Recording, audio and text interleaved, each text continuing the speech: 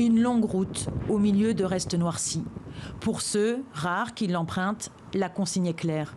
Rouler les fenêtres fermées et interdiction de s'arrêter. Il y a encore quelques mois, Lytton était un petit village paisible, niché au fond du canyon du Fraser. Jusqu'à ces derniers jours de juin, et ce dôme de chaleur, 3 jours sous presque 50 degrés. La fournaise, suivie d'un incendie brutal qui a quasiment tout détruit et tué 2 personnes. À 60 km de là, Misha Kingston et sa fille de 5 ans dorment sous une tente et mangent grâce aux bons alimentaires du gouvernement. Elles font partie des 250 habitants qui ont dû être évacués à la hâte. Ces poupées sont les quelques souvenirs d'une vie d'avant.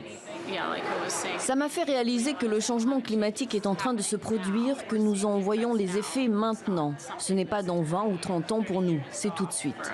L'infirmière de 39 ans est désabusée, surtout des politiques. Tout le monde parle du changement climatique, dit-elle, mais rien ne change jamais. Alors, à quoi bon ces élections législatives?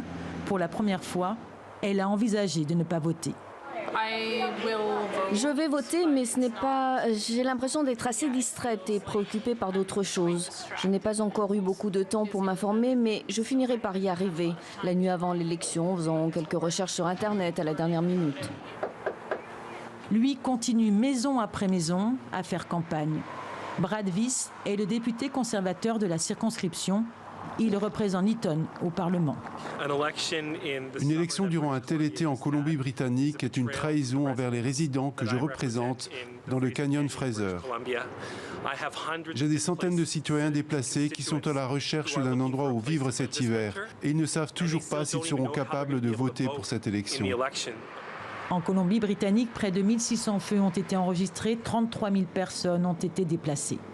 Les sinistrés de Lytton rappellent que Justin Trudeau était trop occupé pour venir les voir.